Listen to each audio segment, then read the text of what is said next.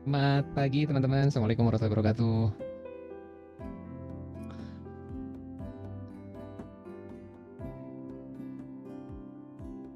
Oke, halo Pak Zul, Coach Kang Zul, ada Kang Isbot, Waalaikumsalam. gimana kabarnya? Baik, Kang. Hatur nuhun. Ini posisi Intip-intip ya. Cicalengka, posisi Posisi di Cileunyi. Cileunyi ya. Siap-siap. Terima kasih Pak Zul. Izin belajar. Siap, sama-sama kita nanti sama-sama belajar bareng-bareng. Oke, pagi teman-teman semua, ada Mbak Vivi, Mbak Sita, siapa lagi ya yang familiar namanya? Kayaknya hari ini ada banyak nama yang mungkin baru interaksi gitu. Terima kasih teman-teman. Pagi-pagi yang saum mungkin lagi nggak tahu ya. Semoga menjadi mengisi waktu teman-teman semua di pagi hari ini, Sabtu ini. Luar biasa teman-teman. Kayaknya nggak umum ya ngomongin training evaluasi weekend gitu. Tapi terima kasih teman-teman udah join di pagi hari ini. Oke, kalau yang daftar sih jujur surprisingly gitu ada 87 orang gitu. Tapi ya biasa kalau free webinar biasanya mungkin 20-30% dari yang daftar nanti yang join. Oke, tapi saya nggak akan nunggu join semua. Kita akan jalan aja langsung gitu di sesi webinar pagi hari ini. Biasanya malam. Oke, teman-teman boleh dong tulis dulu di chat teman-teman ini dari daerah mana aja, dari kota mana aja gitu. Supaya ya bisa melihat nih, bisa tahu nih. Ini Jabodetabek aja. Tadi nggak sih sebenarnya udah ada yang dari Cileunyi gitu ya. Yang lainnya Mbak Vivi dari Bekasi. Oh, Kang Isbot nggak pulang dari Rawabelong berarti gitu. Dari Bekasi juga ada Mas Rocky. Oke, dari Purwakarta. Wow. Oke, kayaknya jarang-jarang loh saya ada peserta dari Purwakarta. Oke, yang lain ada lagi? Oke, dari Cilacap, Cimahi. Wah, Jogja. Wow. Ramai berarti pagi ini kita ada datang dari mana-mana ya. Dari Solo juga. Wow. Oke, terima kasih teman-teman. Dari luar biasa. Jadi pagi ini kita akan ngobrol. Saya sih selalu mengajak, yuk feel free aja kita ngobrol aja bareng gitu. Walaupun saya ada bahan yang sudah disiapkan, tapi sebenarnya kita ngobrol aja bareng. Karena kita sesi webinar, mungkin disclaimer-nya kita nggak ada exercise gitu ya, nggak ada latihan. Case study juga mungkin lebih karena kita nanti akan ngobrol gitu. Tapi tidak ada case study khusus yang disiapkan dari sesi pagi hari ini gitu. Jadi karena webinar kita akan lebih banyak diskusi, sharing. Oke, supaya efisien, saya akan langsung aja share screen untuk teman-teman semua sebentar.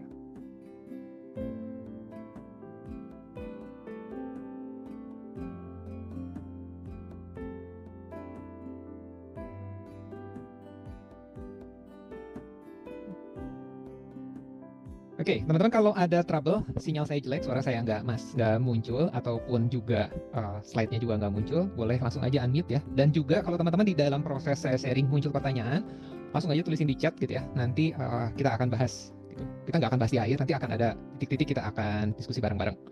Gitu. Oke, tapi karena banyak yang baru, nanti mungkin saya izin memperkenalkan diri terlebih dahulu. Nah, di akhir sesi ada bonus spesial buat teman-teman yang join di hari ini gitu. Jadi apa bonusnya? Ya teman-teman tungguin sampai akhir sesi di hari ini.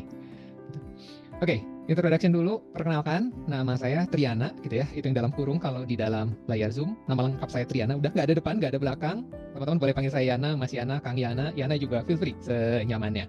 Gitu. Saya hari ini nemenin teman-teman semua dari kota hujan, dari Bogor, yang lagi mendung-mendung syahdu gitu ya. Nggak terik banget gitu, tapi juga biasanya sih kalau udah siang hujan di sini. Saya kegiatannya lebih banyak sebagai konsultan gitu. Saya membantu beberapa perusahaan yang terlihat di layar. Ada ya beberapa bank, ada beberapa lembaga pemerintah, ada juga beberapa perusahaan manufaktur, dan ada juga provider training yang saya bantu gitu. Biasanya mereka saya bantu untuk menyiapkan program-program pembelajaran gitu, untuk menyiapkan bahan ajar atau memodifikasi aktivitas-aktivitas pembelajaran yang ada di mereka gitu. Selain itu juga saya membantu sebagai mentor di beberapa orang L&D gitu ya. Dan tentunya saya juga memfasilitasi beberapa pembelajaran, beberapa yang teknikal, beberapa yang soft skill. Nah, hari ini adalah part dari kegiatan Learning Design Club gitu. Kebetulan saya sejak tahun lalu mendirikan Learning Design Club yang ya isinya siapa? Isinya sebenarnya mereka-mereka yang punya penasaran, yang punya kebutuhan, yang punya ketertarikan sebagai learning designer gitu. Itu singkat soal saya gitu. Nah, karena tadi udah disinggung bahwa kegiatan hari ini adalah bagian dari rangkaian kegiatan Learning Design Club, maka mungkin saya izin memperkenalkan dulu Learning Design Club itu apa, gitu ya. Nah, prinsipnya Learning Design Club ini klub yang untuk siapa? Untuk para praktisi learning. Nah, belakang. kalau lihat di perusahaan nama jabatan di practice learning beda-beda. Ada yang namanya L&D, ada yang namanya instructional design, ada yang namanya learning designer, ada yang namanya learning analyst, learning technology, learning developer, ada widyaswara, ada fasilitator, ada trainer gitu ya, macam-macam gitu. Harapannya learning design club ini menjadi wadah bagi para pelaku gitu, bagi para praktisi ketika mereka mencari mungkin referensi atau berdiskusi, punya problem yang ingin dicari solusinya, sekedar brainstorming gitu. Dan harapannya di masa depan dari diskusi-diskusi ini kita bisa mendevelop sesuatu best practice baru gitu, yang mungkin lebih kontekstual dengan kondisi di Indonesia, yang bisa membantu kita semua menjalankan profesi kita gitu. Itu harapannya dari Learning Design Club. Kenapa ada Learning Design Club? Sebenarnya awalnya dari sini. Saya sendiri menjalani profesi ini dari 2015 2016 gitu ya, sekitar itu. Rasanya saat itu tuh sendirian, mau nanya sama siapa ya. Beruntungnya saya punya mentor gitu, yang punya expertise yang dalam banget, ada tempat bertanya gitu. Tapi ya rasanya sendirian, nggak ada teman gitu. Jadi ini yang saya rasakan gitu, minim tempat belajar tentang L&D di Indonesia, sulit mencari tempat bertanya atau teman diskusi. Nah, karena situasinya biasanya di perusahaan itu tim L&D itu hanya satu orang, dan kayaknya kan nggak enak kalau nggak ada teman ngobrol. Nah, mudah-mudahan ada klub ini bisa memfasilitasi proses itu. Itu kenapa Learning Design Club muncul. Jadi ya, ini kalau visi kan bicaranya jangka panjang, mudah-mudahan ini bisa bukan milik saya, tapi bisa jadi milik publik suatu saat gitu ya. Suatu saat, tidak dalam waktu dekat, tapi cita-citanya ke situ, jadi milik publik, yang tadi bisa mengembangkan best practice baru. Oke, sekarang yang sedang diupayakan menyediakan fasilitas pembelajaran. Mudah-mudahan di akhir tahun kita bisa launch e-learning yang bisa free access untuk teman-teman semua, gitu ya. Terus sementara kita baru punya WhatsApp group yang jadi tempat diskusi bareng-bareng, gitu. Dan mudah-mudahan beberapa tahun ke depan kita bisa create sebuah proses riset bareng, gitu ya, yang nanti menghasilkan best practice baru. Itu yang sedang diupayakan di Learning Design Club. Teman-teman yang tertarik ingin berkontribusi lebih, feel free, boleh kontak saya. Saya sangat membuka ruang nih, karena saya inginnya sih ini bukan punya saya tapi punya publik gitu. Silahkan yang mau berkontribusi, mau jadi volunteer ataupun apapun itu ya. Kita belum define role-role yang ada di Learning Design Club. Kegiatan yang saat ini berjalan seperti hari ini ada webinar, kita memberi namanya Quick Bite Size. Ini apa? Ini workshop gitu ya. Jadi kalau webinar itu lebih banyak sharingnya, tapi kalau ini workshop, jadi peserta akan latihan, beneran praktik latihan. Gitu. Kita kasih nama Quick Bite Size. Terus juga ada workshopnya.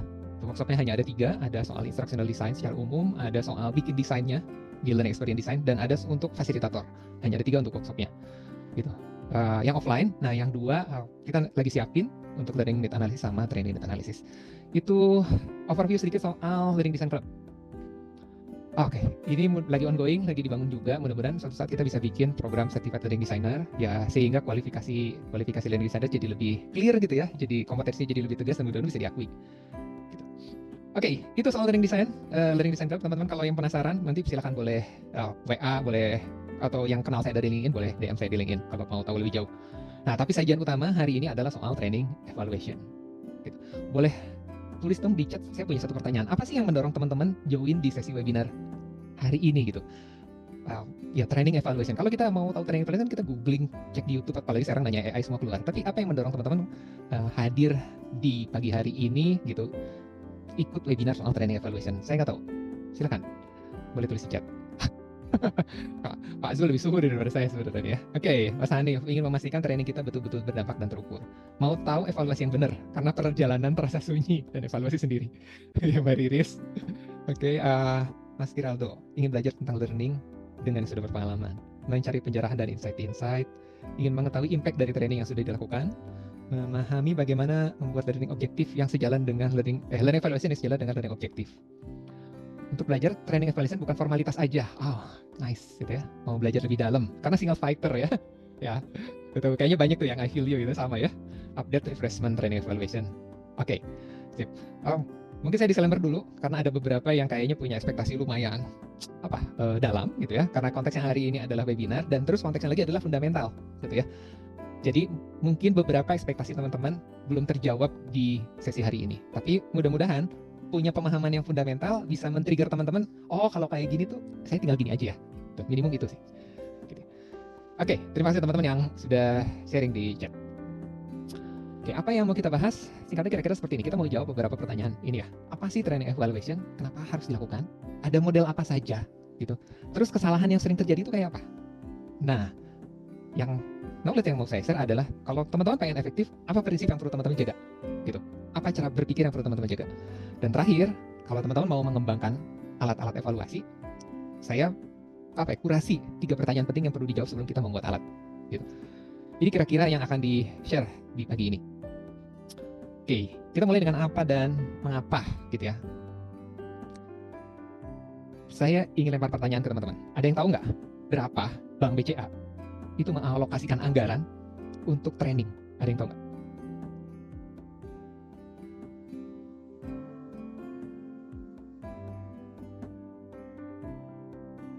Miliaran, belasan M, 5% dari revenue gitu ya. Gitu, 10 M 8L. Ya, terakhir tuh saya lupa 4% atau 3% ya di perbankan ya, gitu. Yang dari dana yang digunakan untuk pengelolaan untuk operasional, sepemahaman saya itu ya. Tapi gede banget, betul, banyak banget. Ya. Kalau kira-kira berapa dana Indofood terkait pelatihan, teman-teman ada yang punya? Ada yang tahu nggak? Atau kalau enggak, kalau kita harus nyari data ini, kira-kira kita bisa nyari di mana ya? Ada yang tahu?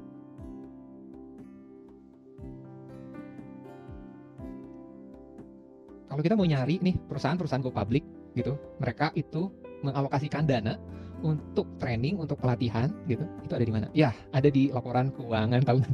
Jangan nanya saya. Ya kan? Saya belum download sih. Saya belum download untuk yang tahun kemarin gitu. Nah, sesekali saya suka cari gitu laporan keuangan tahunan yang Mbak Vivi sampaikan untuk perusahaan-perusahahan yang sudah IPO gitu ya, yang sudah go public, itu kan dirilis laporan keuangannya. Dan di situ kita bisa melihat tuh angka-angka gitu. Dan salah satunya biasanya karena saya di Learning and Development, di Learning Designer, yang saya lihat adalah angka ininya, anggaran yang digunakan untuk pelatihannya. Oke, ada yang nyari ya, tahun 2017, 5%. Untuk tahun ini 450 miliar. Gitu. Jadi bayangin ya, 455%, 450 miliar itu dipakai untuk ya kegiatan-kegiatan yang ada hubungannya dengan training. Itu ya pasti macam-macam, ya pasti macam-macam. Gitu, bukan untuk kelasnya aja, tapi pasti macam-macam. Nah, oke lah, itu terlalu jauh. Kita bayangin, ini teman-teman semua kan terlibat di industri training semua. Ada yang jadi pengelola gitu. Katakanlah kita bikin training, biayanya 30 juta, 60 juta gitu. Terus kita akan mengajukan kan ke yang punya anggaran gitu, apapun ya, entah ke direktur, entah ke divisi, pokoknya yang punya wewenang dengan anggaran. Gitu. Nah, setelah anggaran itu keluar gitu, dipakai, terus kira-kira mereka yang punya anggaran itu akan nanya sesuatu nggak sama kita? Kira-kira pertanyaan apa yang muncul dari mereka? Kalau mereka nanya, hasilnya apa? Apa hasilnya? Dampaknya mana gitu ya? Impact dana yang dikeluarin gitu. Ya, gitu. Wajar ya, normal. Wah, apalagi ini udah langsung roti gitu ya. Udah teknis banget gitu. Ya, cuma kan itu logika sederhana ya. Kalau ketika kita ngeluarin sebuah anggaran, kita nih, gitu, ada teman mungkin ke kita minta uang buat ini dong, tambahin modal bisnis. Kan kita akan nanya, hasilnya mana? Dampaknya mana gitu. Itu yang akan ditanyakan, mana hasil trainingnya gitu. Mana dampak trainingnya? Nah, pertanyaannya gimana kita nih jawabnya? Ada yang punya ide menurut teman-teman gimana kita menjawabnya?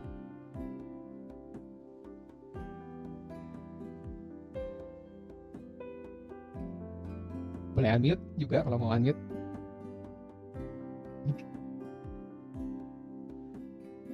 Lewat performance gap, hitung ROI-nya. Oke. Ada lagi feedback dari gap. Kita simpan dulu ya, apa jawaban kita gitu. Productivity, metrik evaluasi, pre-post, ya. Oke, itu kan misteri yang ingin kita cari tahu gitu. Nah, saya ambil contoh misalnya seperti ini case-nya. Katakanlah ini ada sebuah perusahaan FMCG gitu, dia baru bikin training untuk level manager, ya anggaplah mungkin training leadership gitu. Kenapa? Ya karena ini alasan-alasan ini real loh gitu. Ini saya kutip dari real case. Soalnya manajernya belum pernah dikasih training pak, gitu selama ini. Oke, kamu bikinin training, anggarannya 120 juta, semua sudah berjalan, trainingnya ikut 80 orang, dibagi dari 4 batch, gitu. Terus kalian bilang, training kita sukses, training kita berhasil, training kita bagus. Lalu ada yang nanya, mana buktinya? Apa yang mau kita sodorkan? Apakah A, teman-teman boleh jawab di chat, tingkat kehadirannya 100% pak, trainingnya bagus berarti pak. Atau B, mereka waktu kita survei semuanya puas pak, semua skornya 5 dari 5. Atau C, situasi di kelas seru pak, aktif pak semuanya. Atau D, semua peserta bilang trainingnya keren pak. Atau sebenarnya kita nggak punya buktinya. Teman-teman yang mana? dengan data peningkatan auto training pakai Petri mana buktinya mana? Oke, ini AD sampai level 2, oke. Oke. Jadi belum ada dong ya, gitu. Jadi sementara ini belum ada buktinya. Gitu. Kalau situasinya seperti ini kalau dari jawaban teman-teman semuanya bilang buktinya belum ada nih. Direct proof ke revenue perusahaan nggak ada.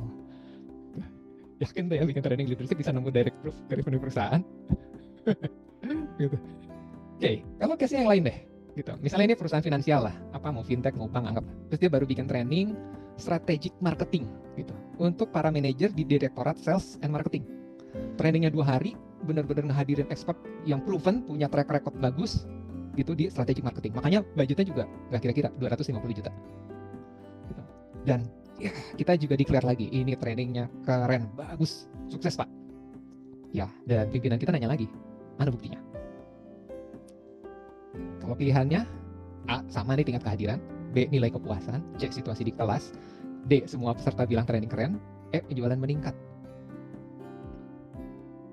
Ada nggak buktinya di antara ini?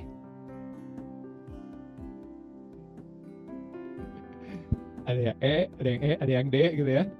E dengan beberapa ketentuan. Ada catatan ya. Jadi kita langsung elaborasi deh. Penasaran saya sama yang ini. Mas Mustafa, boleh unmute nggak? Beberapa ketentuannya apa sih? Oke Kang. Sebenarnya terkait dengan jawaban saya, penjualan meningkat, itu kan kalau based on Kikletrik, berarti bisa ditarik ke level 4 gitu. Nah, sementara di level 4 ini kan return on training investment atau return on investment gitu. Nah, di level 4 ini sebenarnya harus ada penentuan dan pengukuran dulu sih. Jadi nggak semua peningkatan penjualan itu dihasilkan atau berdampak dari hasil training. Lihat juga indikator-indikator lain yang sekiranya bisa aja memang menambah penjualan tersebut gitu, peningkatan penjualan tersebut. Bisa dari mungkin karena memang segmen marketnya lagi naik, atau mungkin bisa dari trend marketingnya atau salesnya, kayak gitu. Jadi nggak melulu dari training sih, dan itu memang harus ditentukan dulu gitu, sejauh mana training bisa memberikan dampaknya kayak gitu. Oke, itu ya term and condition-nya gitu. Jadi kalau saya boleh gunakan penjelasan Mas Mustafa, ya penjualan meningkat bisa dijadiin dasar, tapi belum tentu juga gitu. Belum tentu juga apakah betul penjualan meningkat itu murni karena training atau enggak. Gitu. Dan ini sering dipakai. Saya ketemu banyak perusahaan yang menggunakan, kalau tadi teman-teman udah bilang evaluasi level 4 ke Patrick itu, pakai KPI-nya, yang di bisnis ya penjualannya meningkat gitu. Kalau gara-gara training penjualannya meningkat, udah nggak usah kerja, mendingan training aja terus mereka, kan penjualannya pasti meningkat. Logikanya jadi gitu kan ya, gitu. Tapi kan kenyataannya enggak gitu. Nggak mungkin kan mereka ikut training terus keluar dari training besoknya jualannya meningkat. Kalau habis training besok jualannya meningkat, maka udah jelas penyebab meningkat itu bukan karena development, bukan karena training, tapi justru ada faktor lain. Dan justru jadi pertanyaan, sebenarnya butuh training nggak buat ningkatin penjualannya? Gitu. Ini yang 2 case tadi adalah 2 contoh yang sering terjadi di keseharian gitu. Sering terjadi ketika ngobrol sama banyak perusahaan, situasinya seperti itu. Ada yang kita kesulitan mendapatkan bukti. Akibatnya apa kalau kita nggak bisa membuktikan? Ya, bagaimana kita mau bisa bilang bahwa yang kita lakukan ini benar? Bagaimana kita bisa bilang yang kita lakukan ini baik, yang kita lakukan ini efektif? Apa dasarnya? Kita kehilangan itu. Jadi kalau saya lupa saya ngutip dari mana ya. Training evaluation ini intinya kan proses. Yang kita pengen tahu nih, kita pengen ngukur, kita pengen mengakses apakah yang kita kerjain ini efektif atau enggak, apakah yang kita kerjain ini berdampak atau enggak, apakah yang kita kerjain ini punya value atau enggak. Yang kita kerjain apa? Yang ngelola program training. Intinya ini ya, proses untuk kita bisa menilai gitu. Oke. Nah, kenapa sih ini harus dilakukan? Ya, karena itu tadi pertanyaannya mana buktinya. Maka kita perlu menyediakan buktinya bahwa yang kita buat ini efektif, bahwa yang kita buat ini ada hasilnya, bahwa yang kita buat ini ada dampaknya. Kenapa kita perlu melakukan? Ya karena perusahaan sudah mengeluarkan anggaran. Masa nggak ada hasilnya sama sekali? Masa hasilnya cuma daftar hadir? Masa hasilnya cuma smile aja gitu, hasil survei yang semuanya senang? Masa hasilnya cuma itu aja? Gitu. Dengan anggaran yang entah puluhan juta, entah ratusan juta, entah miliaran yang tadi, itu beda-beda. L&D capability, ya kita kan mau menunjukkan karya kita gitu. Kita mau menunjukkan bahwa kita punya kapabilitas bikin program training. kita punya kapabilitas ngelola program training. Kita mau membuktikan bahwa kita punya kapabilitas dari mana? Ya dari hasilnya yang ditunjukkan dengan bukti. Ya kalau sekarang kita cuma bisa mengklaim bahwa trainingnya bagus Pak, trainingnya seru, surveinya oke. Ya tapi nggak ada buktinya, gitu. Nggak ada bukti konkret yang bisa kita tunjukkan. Bagaimana orang lain atau manajemen akan menilai bahwa tim L&D punya kapabilitas? Dan ini terjadi di beberapa perusahaan. Value-nya L&D, akhirnya L&D jadi follow gitu. Ya udah, kata user trainingnya ini Pak, kata user materinya ini Pak, gitu. Kenapa? Ya karena gagal untuk menunjukkan, gitu. Dan bahkan tidak sedikit yang akhirnya manajer operasional gitu enggan untuk mengirimkan karyawannya untuk ikut training. Kenapa? Ya karena gagal menunjukkan bahwa program yang kita buat itu punya manfaat buat mereka secara konkret. Nggak ada buktinya. Dan kalau itu terjadi, ya gimana kita mau meningkatkan karir kita di masa depan? Gimana kita mau dapat trust dari manajemen? Gimana kita mau dapat trust dari banyak user? Gitu. Ini kenapa 4 alasan kita harus melakukan training evaluation. Apapun caranya, apapun metodologinya. Tapi mindsetnya di sini. Gitu. Bahwa kita sebenarnya sedang mau memastikan apakah kita yang lakukan sudah baik atau belum. Dan kalau belum, ya kita perbaiki di proses berikutnya. Gitu. Karena proses pembelajaran ini kan proses yang kontinu. Bukan sekali terus selesai. Oke, sampai sini teman-teman, ada yang punya pendapat? Ada yang punya kegelisahan gitu? Atau ada yang mau curhat I feel you gitu? Boleh unmute, boleh tulis di chat kalau ada.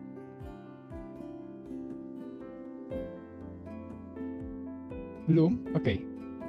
Silahkan nanti feel free ya, kapan aja teman-teman boleh langsung tulis di chat kalau ada pertanyaan ataupun ada pendapat. Nah, itu tadi apa dan kenapa. Yang berikutnya, terus kesalahan apa sih yang sering terjadi? Oke, ini beberapa kesalahan yang sering terjadi. Pertama, pendekatannya itu customer satisfaction. Gitu, kayak di bisnis gitu kan. Kayak kita jualan produk, terus kita mau tahu, customer kita suka nggak ya? Terus, gitu. Itu seringkali pendekatan yang dipakai untuk menilai kualitas dan efektivitas training. Nah, sayangnya kita suka lupa, customer-nya training itu bukan cuma peserta. Gitu. Peserta iya, dia yang terlibat. Tapi kan yang request ke kita seringkali bukan peserta. Bisa manajernya, bisa division head-nya, atau bahkan permintaan dari direksi. Gitu. Tapi kita cuma nanya kepuasan itu ke peserta. Jadi kalaupun kita mau pakai pendekatan customer satisfaction seperti ini, ya harusnya kita nanya ke semua stakeholder dong. Request-nya datang dari mana? Gitu. Ya, padahal peserta juga nilainya beda-beda ya. Tentunya di average bagus terus gitu kan. Oke, nah terus yang kedua, pendekatannya itu seperti pendekatan tes kelulusan di sekolah. Boleh nggak? Ya boleh-boleh aja pakai pendekatan seperti ini. Cuma gini, kalau di sekolah, ini dulu ya, sekarang kalau udah kurikulum Merdeka, setahu saya nggak ada naik kelas, gitu kan. Mereka ada nilai passing grade, KKM gitu ya, tapi kalau nggak lolos KKM tetap bisa lanjut naik kelas. Gitu. Tapi paradigma itu kalau kita pakai di perusahaan, apa manfaatnya? Gitu. Jadi, ada orang sudah kerja, terus kayaknya dia kurang nih, masih punya kompetensi, terus kita masukin ke sebuah training, terus di situ ada tes, ada passing grade, terus kalau dia nggak lolos dari passing grade, dia masih boleh kerja. Ya masih kan, tetap pada akhirnya. Terus ngapain kalau gitu kita melakukan seperti ini? Jadi yang sering itu adalah dites, lalu dibikin ranking gitu ya, terus syaratnya harus lolos di sini. Kalau belum ulang lagi trainingnya. Remedial gitu kan. Kalau di dunia kerja kan pendekatan seperti itu jadi nggak relevan karena mereka harus bekerja gitu. Yang di training muncul supaya mereka bisa kerja itu hanya terjadi di awal ketika mereka jadi karyawan baru, ketika mereka menempati di posisi baru gitu. Teman-teman bisa cari di teorinya 5 moment of need gitu ya.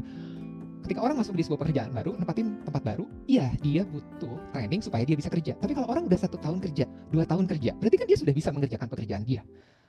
Terus kita masukin training karena ada isu kan, bukan karena dia nggak bisa kerja. Nah, lalu kalau ada passing grade, sebenarnya nggak jadi meaningless gitu pendekatan seperti ini. Gitu. Jadi akhirnya banyak yang terjebak. Gimana bikin evaluasi training? Kita bikinin soal, mereka jawab. Mereka harus bisa jawab 8 dari 10 soal. Terus kalau mereka jawab, akhirnya ada perubahan di tempat kerja, yang nggak tahu. Gitu. Ini 2 kesalahan yang sering muncul. Yang ketiga, yang sering muncul lainnya adalah fokusnya ke konten. Fokusnya ke isi. Jadi mau bikin alat evaluasi gitu, tapi si alat evaluasi itu referensinya ke isi materi. Gitu. Salah? Ya nggak salah. Bisa gitu. Tapi pertanyaannya, memangnya manajemen peduli dengan isinya? Memangnya manajemen kalau manajemen akan happy ketika si peserta itu ngerti isi trainingnya, tapi di kelas nggak ada di tempat kerja nggak terjadi perubahan apa-apa, mereka happy sampai situ? Kan yang dicari oleh perusahaan itu bukan orang yang tahu segalanya, tapi orang yang bisa mengerjain pekerjaan yang harus dia kerjakan dan bisa mencapai target yang diberikan. gitu. Tapi kalau dia ikut di tes pengetahuannya banyak luas, tapi terus hasil output pekerjaannya nggak kelihatan, iya nggak ngejawab juga jadinya jadi ekspektasi. Nah, ini penyebab utama dari semua masalah itu. Tujuan programnya nggak jelas. Apa sih yang mau dicapai nggak jelas, gitu. Banyak sekali pelatihan yang kehilangan pijakan. Apa? Goals, objektif, outcome, apapun lah namanya ya. Gitu. Saya nggak mau terjebak dengan diskusi nama gitu. Ada banyak, ada yang pakai objektif, ada yang pakai goals, ada yang pakai outcome. Silahkan, gitu. Tapi intinya nggak clear. Ya apa yang mau diukur? Apa yang mau dievaluasi? Nggak clear kok, gitu. Atau kalau nggak clear, banyak banget maunya. Harus bisa ini, harus bisa itu, harus bisa ini, harus bisa itu. Padahal itu di desain aja kita udah jelas nggak confident kalau ini bisa dicapai. Gitu. Nah, ini 4 isu yang sering terjadi, kesalahan-kesalahan yang sering terjadi. Gitu ya. Mbak Rima Vivi nilai di L2, L3 masih PR, gitu ya. Nanti kapan-kapan kita elaborasi gimana yang nge-crack L3 biar lebih smooth, gitu. Oke. Nah, kalau model, mungkin teman-teman sebenarnya ini bisa tulis dengan mudah di ChatGPT atau nyari di YouTube banyak. Ini overview aja ya, model yang sudah teman-teman paling pahami. Saya yakin tadi udah disebutin berkali-kali, Kirkpatrick, gitu ya, ada 4 level. Saya nggak elaborasi lah, teman-teman udah familiar, gitu. Terus, ini mungkin yang nggak familiar. Jadi sebenarnya ada evaluasi CIPP. CIPP ini konteks input proses produk, gitu. Ini saya pernah pakai 2 atau 3 kali di beberapa perusahaan. Bedanya apa? Bedanya kalau CIPP ini mengevaluasi keseluruhan mekanisme dari awal sampai akhir gimana sebuah program pembelajaran. Gitu, dari perencanaan, dari analisis, dari perancangan, dari pelaksanaan dan hasil, dampak segala macam itu dibongkar datanya dan dilihat. Gitu. Ya, ini kira-kira keywordnya gitu. Di konteks itu mau menjawab pertanyaan ini, programnya sesuai dengan kebutuhan nggak? Berarti datanya apa? Ya data TNA jelas ya. TNA-nya kayak apa? Di input ini terus kalau udah punya konteks, rancangannya gimana? Sesuai nggak dengan tujuan? Jadi ini isinya mostly adalah alignment. Kalau TNA-nya gini, rancangannya seperti apa? Siapa fasilitatornya? Fasilitasnya kayak apa? Pakai alatnya kayak apa? Gitu, alignment. Terus kalau rancangan fasilitasnya kayak gini, pas prosesnya terjadi nggak sesuai planning? Wah, gimana mau kita evaluasi sesuai planning, Pak? Silabus nggak ada, lesson plan nggak ada. Susah, gini nih. Ini yang susah untuk diukur. Karena kebanyakan perusahaan nggak punya dokumen planningnya. Planningnya ada di siapa? Ada di Widyaswara atau ada di trainer? Di kepalanya mereka masing-masing. Nah, baru yang di akhir ini adalah produk. Produk ini itu evaluasinya Kirkpatrick. Jadi Kirkpatrick itu kan ngukur di ujung aja. Gitu. Nah, ini ngejawab apakah program berhasil atau enggak. Ini CIPP. Ada yang terakhir, saya masih elaborasi, ada LTEM. Ini di pengembangan dari. Jadi gini, Kirkpatrick itu banyak yang gelisah, banyak mempertanyakan, banyak yang kebingungan. Nah, Will Telhammer itu mengembangkan model LTEM gitu. Beliau masih aktif di LinkedIn, teman-teman boleh cari gitu. Beliau sering bikin webinar-webinar untuk membahas framework ini gitu. Cuma tantangan di Indonesia apa? Tantangan di Indonesia. Responnya gini, Pak, kemarin yang 4 level aja kita nggak selesai. Jadi sekarang harus 8 Pak bikinnya. Gitu. Padahal sebenarnya paradigmanya bukan seperti itu sih. Bukan berarti kita harus 4-4-nya, bukan kita harus 8-8-nya gitu. Oke, ini overview. Jadi kalau di level 1 itu ngukur soal kehadiran, di level 2 ini ngukur aktivitas di kelas, di level 3 ini ngukur kesimpulan gitu ya, persepsi peserta gitu, lesson learn. Di level 4 ini ngukur pengetahuan. Ini yang biasa teman-teman pakai untuk knowledge gitu, itu di sini. Di level 5 ini ngukur seberapa dia mampu mengambil keputusan baru menggunakan pengetahuan tadi. Jadi apply pengetahuannya. Tapi belum di konteks pekerjaan. Nah, kalau pas kompeten dia bisa mengambil keputusan, maka dia bisa melakukan. Nah, kalau transfer ini baru di tempat kerja, atau kalau di Kirkpatrick itu di level 3. Kalau efek ini berarti karena dia sudah menerapkan tempat kerja, ada perubahan apa terhadap hasil gitu. 7 dan 8 ini dekat sama 3, 4 Kirkpatrick. Tapi yang dibongkar itu justru yang sebelum ketiga itu. Dan masih banyak model-model lain. Saya masih penasaran sama yang modelnya Birkenhoff gitu ya. Saya masih pengen elaborasi. Masih banyak model-model lain gitu. Tapi di luar itu semua sebenarnya intinya balik lagi ke yang awal. Kita tuh melakukan ini bukan saya mau ngikutin frameworknya Kirkpatrick, saya mau ngikutin frameworknya LTEM, bukan. Sebenarnya datangnya di pertanyaan di awal. Saya mau menjawab pertanyaan dari top manajemen. Saya mau membuktikan bahwa saya bisa membuat program yang berdampak. Dan jawaban itu ada di training evaluation. Jadi framework ini hanya alat bantu untuk membantu kita menjawab pertanyaan-pertanyaan tersebut. Oke, prinsip yang penting kalau dari saya, nanti tiap orang pasti punya pendapat berbeda-beda gitu ya. Ini pendapat saya. Yang saya pegang adalah gini, kalau kita mau melakukan evaluasi, itu sebenarnya kita lagi mau mengukur after. Kalau kita mau mengukur after, maka kita butuh data before. Gitu. Jadi prinsipnya evaluasi itu adalah mengukur after dari before-nya ada di mana. Itu yang sering kali nggak ada. Kebanyakan perusahaan mau melakukan evaluasi itu pengen mengukur akhir, tapi nggak punya data awal. Benar data awal ada di mana? Ada di TNA. Gitu. Jadi before and after itu sebenarnya bisa disajikan dengan nunjukin data TNA dibandingkan dengan data evaluasi. Itu kenapa evaluasi itu sulit dilakukan kalau TNA-nya tidak lengkap, tidak akurat, tidak detail. Jadi dua datanya harus ada. Yang kedua, alignment. Gitu. Ketika kita mau melakukan evaluasi, itu kan datangnya dari mana? Datangnya dari proses sebelumnya. Teman-teman sudah sangat familiar dengan framework ADDIE gitu. Di mana E itu adalah proses akhir. Berarti kita perlu melihat sebenarnya hasil analisisnya apa, desainnya seperti apa. Oh, kalau gitu kita mau mengevaluasinya apa? Gimana caranya? Gitu. Nah, biasanya ini jarang sekali terjadi alignment. Biasanya gini, yang terjadi adalah trainingnya udah ada, udah selesai bahkan. Sering banget gitu ya, trainingnya udah selesai, tolong dong bikinin evaluasi level 3, level 4-nya. Trainingnya udah selesai. Sebenarnya proses evaluasi itu harus dipikirkan dari awal. Ketika kita melakukan analisis itu udah kebayang nanti evaluasinya kayak apa. Ketika didesain kita udah merencanakan proses evaluasinya akan seperti apa. Gitu. Nah ini yang tadi seperti highlight gitu ya. Karena akhirnya objektifnya nggak jelas, yang ada itu materi, maka yang diukur itu materi, bukan objektif yang diukur. Jadi kita tidak mendeklar keberhasilannya itu dari objektif, tapi seringkali dari materi. Nah, ini 3 prinsip yang saya pakai gitu. Ketika saya diminta melakukan evaluasi, maka saya akan cari, yang saya cari apa? Data TNA-nya. Gitu. Dari TNA dilihat di desainnya, learning objektifnya kayak apa. Setelah itu baru saya akan kembangin alat berdasarkan learning objektif atau tujuan akhir yang mau dicapai. Gitu. Itu kira-kira gimana prinsip ini dipakai. Sampai sini, ada pertanyaan? Kalau ada yang mau unmute, silakan. Kang Yana, boleh nanya? Boleh, atuh. Silakan Pak Nasir. Oke, ini pertanyaannya agak ke belakang ya. Agak lanjutin obrolan kita tentang nge-build awareness.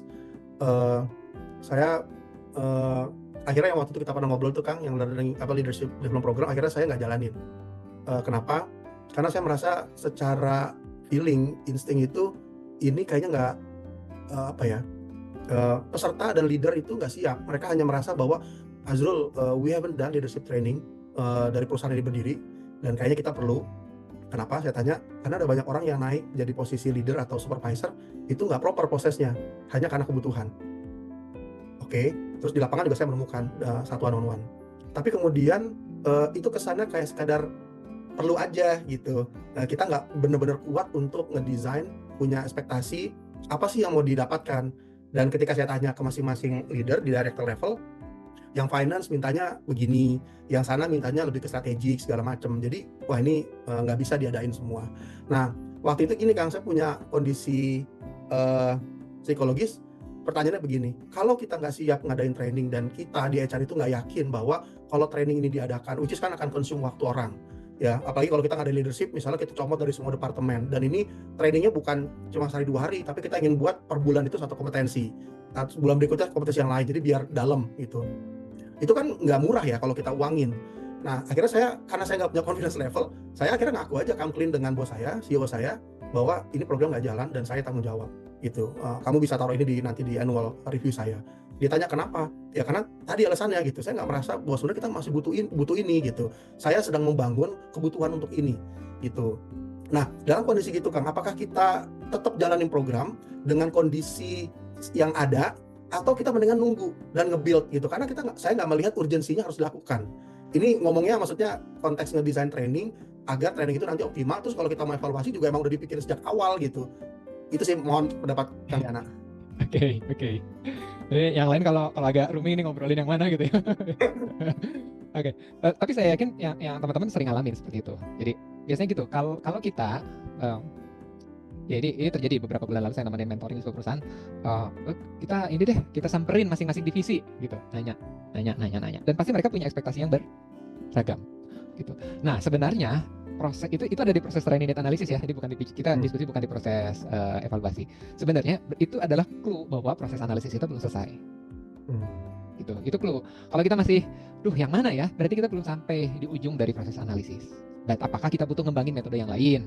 Apakah kita butuh FGD? Apakah kita butuh bikinin dari yang ada ini kita kembangin menjadi sebuah framework, terus frameworknya kita survei gitu. Itu masih banyak opsi-opsi yang perlu dilakukan gitu.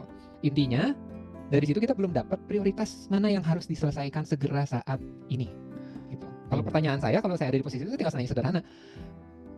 Kalau training yang nggak dijalanin ada masalah nggak di perusahaan? Ya kalau nggak ada masalah ya berarti nggak kenapa-napa.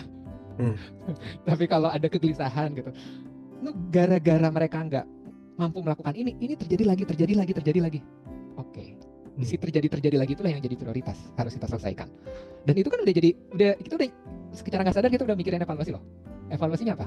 Yang tadi dibilang terjadi lagi itu selesai, nggak terjadi lagi. Maka kita bilang program kita berhasil. Oke. Siap, Mas Azrul. Oke. Kan, buat- Ada lagi yang lain teman-teman? Ada yang mau share? Terutama di konteks evaluasi? Atau ada yang mau nanya? Kang Yana mau tanya. Ya, mangga. Ya, Kang Yana. Kalau ini kacamatanya mungkin dari orang yang sering dimintain tolong untuk menyelenggarakan training begitu ya. Di mana seringkali sering ketemu kasus dari perusahaan atau dari L&D-nya tidak menyediakan data before-nya tadi gitu. Nah, jadi kita ada kebutuhan ini gitu ya. Kemudian kenapanya dan kemudian nggak terjawab ya karena kita butuh gitu ya. Misalnya atau bahkan kadang-kadang karena memang ada anggarannya dan sebagainya gitu ya. Ketika kita minta adakan sesi empathizing begitu, akhirnya itu sulit mas gitu karena orangnya itu atasan dan sebagainya gitu kan. Jadi akhirnya kita cuma berbekal data seadanya begitu ya. Dimana kalau kita nanya langsung sama peserta ya mereka juga urgensinya belum terbangun gitu ya, kenapa harus training ini gitu ya. Nah itu kemudian jadinya kita mengukur dampaknya gitu kan. Ya mereka minta dampak tapi gimana before juga kita nggak tahu gitu ya. Akhirnya cuma bisa menggunakan tools-tools yang selama ini bisa poster dan sebagainya gitu ya, atau wawancara yang mengukur dampak tapi sebenarnya kita juga nggak tahu apa karena training ini atau bukan gitu ya. Seperti itu, Kang Yana. Ngobrol Mas Hanif. Mereka kalau ditanya kenapa sih butuh training ini bisa menjelaskan nggak? Mereka bilang karena misal contoh ada permintaan Agile dan Scrum gitu ya. Mereka bilang iya karena ini dari pimpinan dirasa penting, kayaknya nanti ke depan kita akan butuh ini gitu ya. Nah, cuman that's it gitu ya. Ya, siap. Pak, berarti ngukurnya nanti Pak di depan kalau sudah dipakai Pak. Baru kita ukur dampaknya. Karena kalau jawabannya seperti itu kan mereka juga nggak tahu sebenarnya apa sih benefitnya akhirnya menguasai Agile and Scrum. Mereka nggak tahu gitu. Kayaknya akan berdampak gitu. Jadi kalau mereka belum bisa mendeklar dampaknya ya gitu. Nah, kecuali kita memang punya keleluasaan untuk membantu mereka mendefinisikan dampak yang mereka maksud. Tapi ya yang Mas Hanif hadapin itu biasalah ya, sering juga saya hadapi. Oke. Mbak Dila. Oke, evaluasi kalau pesertanya banyak boleh random sampling untuk mewakili. Ya boleh-boleh aja kalau pertanyaannya boleh. Itu lebih soal ini sih, kesepakatan. Ini mau pakai pendekatan apa? Kalau pakai pendekatan statistik nanti teman-teman statistik yang jawab gitu. Tapi kalau saya lebih memaknainya gini, bahwa kita tuh mau showing the evidence gitu ya, mau convincing orang lain bahwa yang kita lakukan ini benar gitu. Selama mereka nggak apa-apa kita sampling, ya nggak apa-apa gitu. Nah tapi biasanya pendekatannya seringkali statistik gitu. Biasanya saya kalau dievaluasi, kalau udah datanya gede, ya saya biasanya berpartner teman-teman yang jago statistik sih. Gitu, Mbak Dila. Gimana caranya mengevaluasi terhadap perilaku peserta yang berada di wilayah yang berbeda-beda dan source orang yang mengobservasi terbatas? Ya, kalau terbatas, ya diwakili, gitu. Jadi diwakili, kan ada itu yang diwakili oleh siapa, gitu. Diwakili ya oleh orang yang memang memungkinkan untuk mewakili, misalnya atasan langsung, gitu. Nah itu yang perlu dicari, gitu. Nggak ada jawaban instan untuk yang ini, karena tiap situasi beda-beda konteksnya sih, Mbak. Perlu dilihat benar-benar di organisasi itu, di perusahaan itu situasinya kayak apa, gitu. Nanti kita cari reference, oh kayaknya diwakili sama ini deh, kayaknya diwakili sama ini, gitu. Itu. Oke. Gimana ngukur bahwa terjadi perubahan yang memang dari training kita? Ini pertanyaan berat.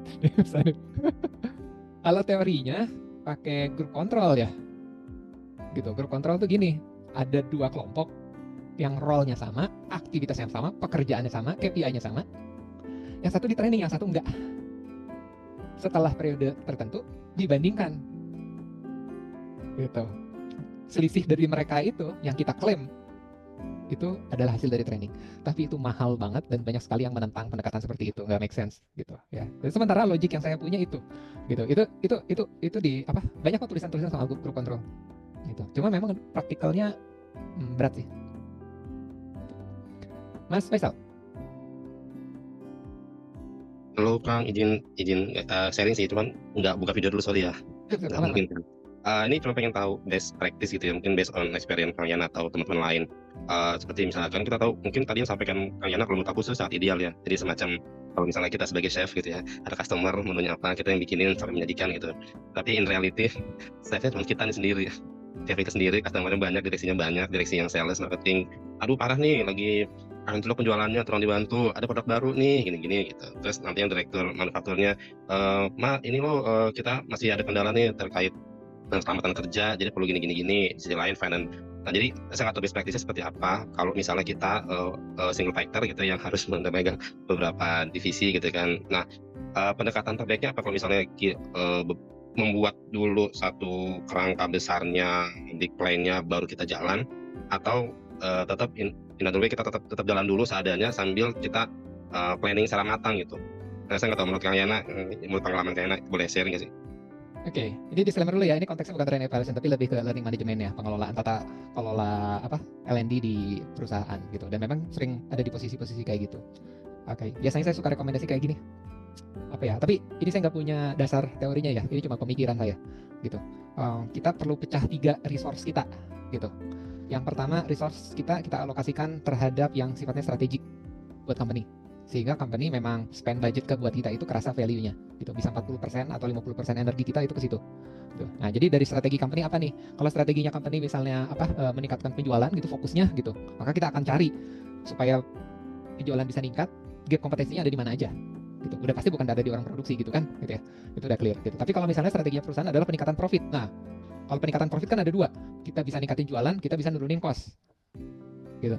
Nah, intinya 40% 50% energi kita itu saya suka rekomendasi lihat strateginya perusahaan. Gitu. Fasilitasi strategi perusahaan itu supaya bisa dijalanin. Nah, lalu 30% kita alokasikan untuk yang menjawab kegelisahan-kegelisahan para pimpinan, stakeholder, division head, direktorat masing-masing gitu. Artinya alokasi kita kan makin sedikit kan situ ya. Nah, maka mau nggak mau kita perlu minta prioritas gitu. Ini sebenarnya soal konteks managing priority gitu. Jadi kita punya handle 5 divisi gitu ya. Kita nggak bisa mutusin ya, berarti kita harus naik dong ke direktorat. Pak, dari divisi Bapak di direktorat Bapak dari ini tuh ada 10 request nih. Gitu. Saya sudah set priority dengan resource dan anggaran itu bisanya seperti ini. Bapak mau agree-nya gimana? Gitu. Nah, yang sisanya yang 20% ya udah. Itu cuma budget aja, cuma ACC, cuma approval. Gitu. Udah kita nggak deep masuk ke situ gitu. Dan itu adalah program-program yang nggak akan pernah diukur impact-nya. Gitu. Itu biasanya pendekatan itu suka saya kasih rekomendasi. Tapi balik lagi, saya nggak punya reference. Kenapa saya berpikir seperti itu? Lebih karena ya saya pernah ngalamin. Saya juga resource terbatas gitu. Tapi kan stakeholder utama saya kan si company kan. Maka saya harus service company lebih optimal daripada yang lainnya. Gitu sih, basic thinkingnya sih gitu. Semoga menjawab ya. Tapi kalau nggak jawab kita ngobrol di luar. Ya, saya sepakat dengan itu. Kemudian saya mau satu lagi sharing terkait case. Jadi saya lupa 2 tahun lalu gitu kan kita pernah training. Jadi permintaan request, Pak tolong dong dibantu nih tim sales customer kita di lapangan masih kurang pede kayaknya nih jual barang kita gini-gini gitu. Oke, kita bantu bikin program gitu kan, which is 3 bulan kita bikin program insentif buat intensif buat si konsultannya. Dan saya nggak tahu tiba-tiba di tahun depan gitu akhirnya brand itu jadi best brand gitu. Nah, saya nggak tahu nih, saya kegiatan apakah dari saya atau faktor lain. Nah, saya nggak tahu nih gimana, apakah misalnya kita bisa bilang gini, oh ya Pak, kan 3 bulan kita intensif gitu ya, kita kayak kasih karantina mereka tiap 2 minggu sekali datang semacam kayak itu role play, terus percaya diri gitu kan, terus kita mungkin lihat juga ke lapangan feedback dari tim sales, supervisornya atau manajernya gimana mereka approach ke konsumennya gitu kan. Nah, tapi memang sayangnya tidak ada data kualitatif gitu ya kan hasil itu, cuman kita kegiatan ternyata pas tahun depan jadi best brand ya, itu kan balik lagi apakah itu dampaknya dari training yang kita lakukan tahu gitu kan. Ya, saya nggak tahu, kalau Mas Faisal aja nggak tahu apalagi saya. Itu sama kayak case 2 tadi kan gitu ya. Case 2 tadi di diskusi di awal gitu. Nggak tahu ya bersyukur aja lah, kita nggak usah kegeeran gitu kalau dari saya. Gitu.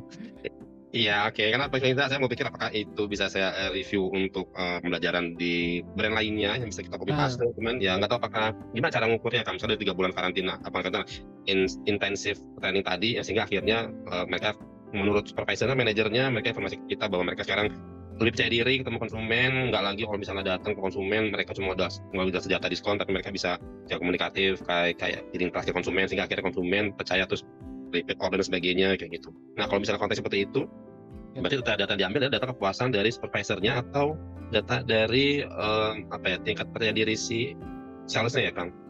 Mungkin kalau saya rekomendasi gini, kalau secara non formal kayak gitu, bikinin apa aja FGD gitu, bikin aja FGD gitu, terus si atasan-atasan suruh cerita gitu, terus kita tunjukin desain program kita, mana menurut mereka yang mereka ngelihat perubahannya di mana. Jadi kualitatifnya kita bisa ambil gitu. Oke, berarti si statement itu nanti kita duplikat kan untuk program lain di brand lain kan gitu. Tapi konteksnya bukan mengklaim bahwa bukan sebagai data evaluasi sih, tapi lebih ke success story-nya itu bisa kita bawa lagi ke program yang lain. Itu mungkin Mas Faisal. Oke, thank you Kang Yana. Mas Arhar, betul ya saya manggil ya? Oke, silakan. Baik, Kak Yana, terima kasih.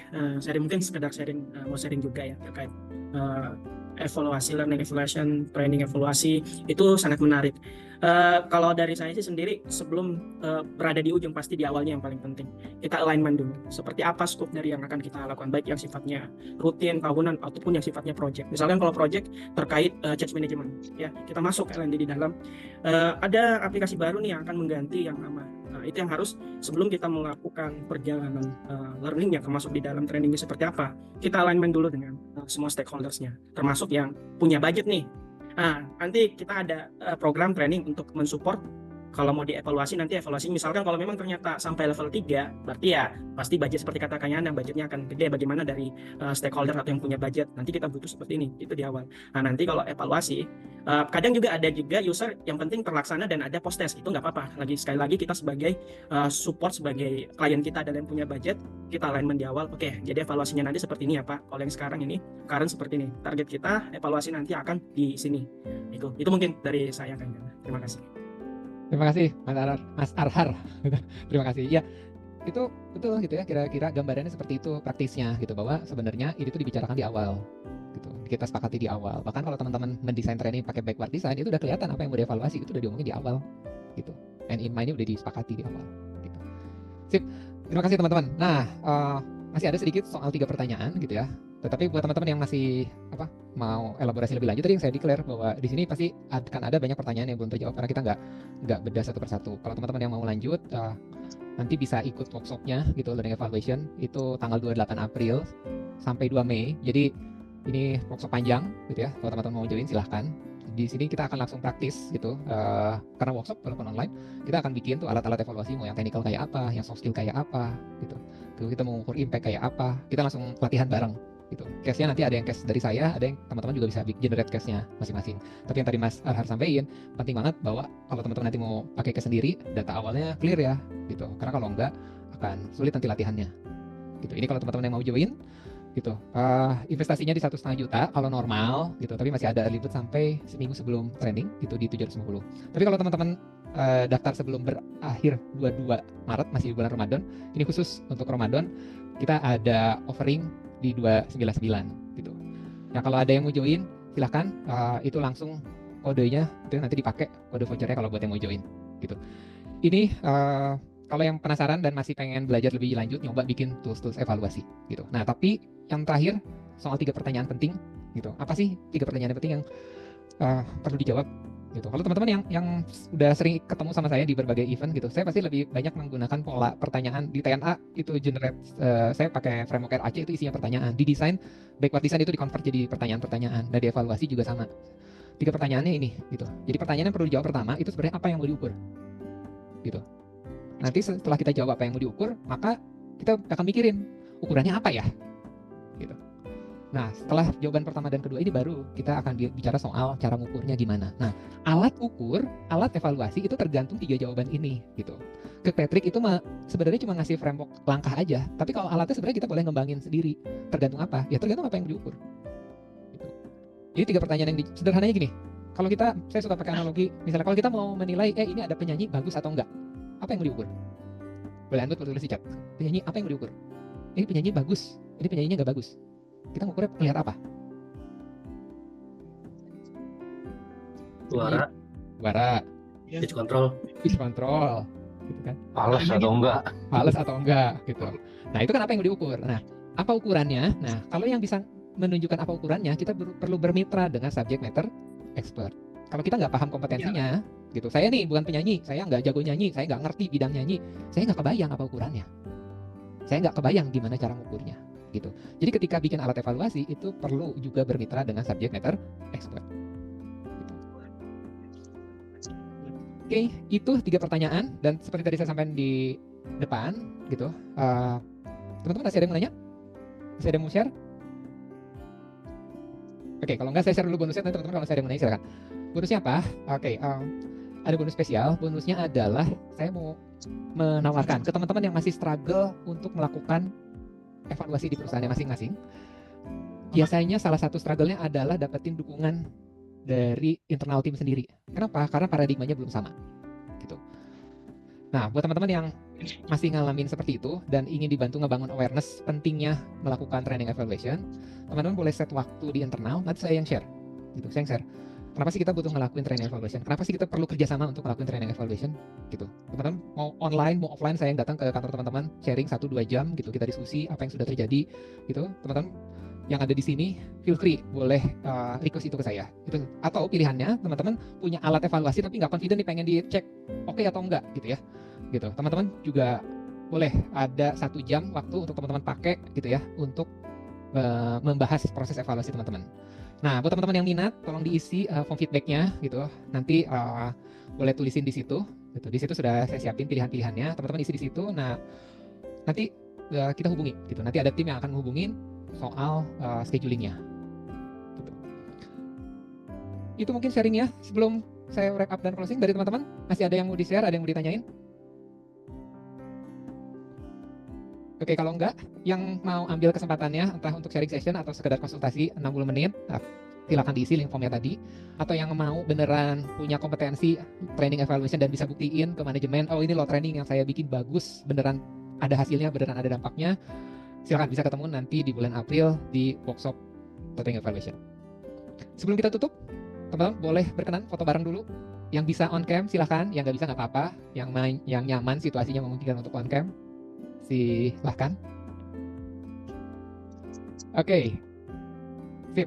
Terima kasih teman-teman, saya akan screenshot. Silahkan tampilkan apa ya? Saya nggak tahu kalau ngomongin training evaluasi itu kayaknya nggak senyum gitu. Tapi ya sih, semoga teman-teman tercerahkan pagi hari ini dan boleh tunjukkan ekspresi terbaiknya. 1, 2, 3. Oke, ada 2 screen. Sorry. 1, 2, 3. Terima kasih teman-teman. Semoga yang singkat ini memberi insight, memberi value buat teman-teman semua. Silahkan digunakan di tempatnya masing-masing dan semoga teman-teman bisa makin. Saya ke mute ya, maaf. Terima kasih teman-teman. Semoga yang waktu singkat ini bisa bermanfaat buat teman-teman, bisa memberikan value buat teman-teman semua dan bisa memberikan manfaat di tempat kerjanya masing-masing sehingga teman-teman bisa menunjukkan bahwa teman-teman punya kapabilitas yang optimal sebagai L&D. Terima kasih. Selamat siang. Assalamualaikum warahmatullahi wabarakatuh. Sampai ketemu di sesi-sesi lainnya. Terima kasih. Atur nuhun, Kang. Terima kasih, selamat siang. Atur nuhun Kang Yana.